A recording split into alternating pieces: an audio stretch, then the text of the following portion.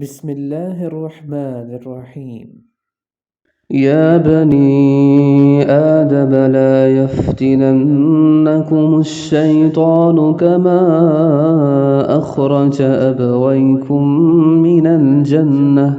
ينزع عنهما لباسهما ليريهما سوآتهما إنه يراكم هو وقبيله من حيث لا ترونهم إنا جعلنا الشياطين أولياء